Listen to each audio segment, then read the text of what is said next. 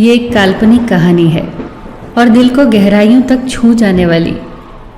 एक बार स्वर्ग में विचरण करते हुए कृष्ण और राधा एक दूसरे के सामने आ गए। विचलित से कृष्ण, प्रसन्नचित से राधा। कृष्ण सकपकाए, राधा मुस्कुराई। इससे पहले कि कृष्ण कुछ कह पाते, राधा बोल उठी, कैसे हो द्वारिकाधीश। जो राधा उन्हें कान्हा कान्हा कहकर बुलाती थी, उसके मुख से द्वारिकाधीश का संबोधन कृष्ण को भीतर तक घायल कर गया। फिर भी किसी तरह अपने आप को संभाल लिया उन्होंने और बोले राधा से, मैं तुम्हारे लिए आज भी वही कान्हा हूँ। तुम तो मुझे द्वारिकाधीश मत कहो। आओ बैठते हैं। कुछ मैं अपनी कहता हूँ, कुछ तुम अपनी सुनाओ। सच कहूँ राधा, जब जब भी तुम्हारी याद आती थी, इन आंखों से आंसुओं की बूंदें निकल आती थी। राधा बोली, मेरे साथ ऐसा कुछ नहीं हुआ। न तुम्हारी याद आई, न आंखों से आंसू बहा, क्योंकि हम कभी तुम्हें भूले ही कहाँ थे। जो तुम याद आते, इन आंखों में तो सदा तुम ही थे। कहीं आंसुओं के साथ निकल न जाओ, इसलिए रोते भी नहीं थे।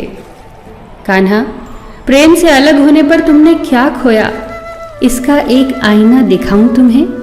कुछ कड़वे सच प्रश्न सुन पाओ तो सुनाऊं। कभी सोचा है इस तरक्की में तुम कितने पिछड़ गए। यमुना के मीठे पानी से जिंदगी की शुरुआत की और समुद्र के खारे पानी तक पहुंच गए। एक उंगली पर चलने वाले सुदर्शन चक्र पर भरोसा कर लिया और 10 उंगलियों पर चलने वाली बांसुरी को भूल गए। कान्हा, जब तुम प्रेम से जुड़े थे तो जो उंगली गोवर्धन पर्वत उठाकर लोगों को विनाश से बचाती थी, प्रेम से अलग होने पर वही उंगली क्या क्या रंग दिखाने लगी। सुदर्शन चक्र उठाकर विनाश के काम आने लगी। कान्हा और द्वारिकाधीश में क्या अंतर होता है बताऊं? कान्हा होते तो तुम सुदामा के घर जाते, सुदामा तुम्हारे घर नहीं आता। युद्ध में और प्रेम में यही तो फर्क होता है। युद्ध में आप मिटाकर जीतते हैं और प्रेम में आप मिटकर जीतते हैं।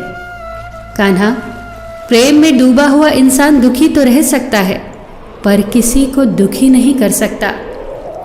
आप तो कई कलाओं के स्वामी हो, स्वप्न दूरदृष्टा हो, गीता जैसे ग्रंथ के दाता हो, पर आपने ये क्या निर्णय लिया? आपने अपनी पूरी सेना कौरवों को सौंप दी और अपने आप को पांडवों के साथ कर लिया। सेना तो आपकी प्रजा थी, राजा तो पालक होता है, उसका रक्षक होता है। आप जैसे महाज्ञानी उस रथ को चला रहे थे जिस पर बैठा अर्जुन आपकी प्रजा को ही मार रहा था। अपनी प्रजा को मरते देख आप में करुणा नहीं जगी, क्योंकि आप प्रेम से शून्य हो चुके थे। आज भी धरती पर जाकर देखो, आपकी द्वारिकाधीश वाली छवि को ढूंढते रह जाओगे। हर जगह, हर मंदिर में मेरे ही साथ खड़े नजर आओगे।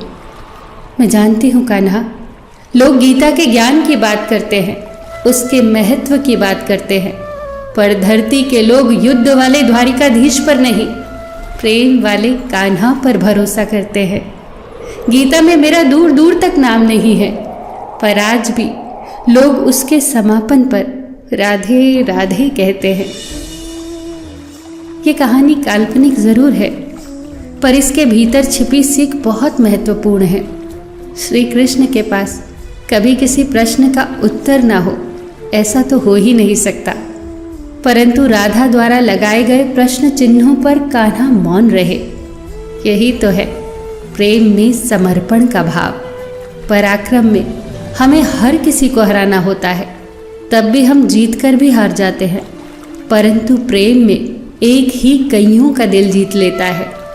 सही कहा है कि छोटी सी उंगली पर पूरा गोवर्धन पर्वत उठाने वाले भगवान श्री कृष्ण छोटी सी बांसुरी को दोनों हाथों से पकड़ते थे। फिर मिलेंगे दोस्तों अगली कहानी के साथ। तब तक के लिए अपना ख्याल रखना और हमेशा मुस्कुराते रहना।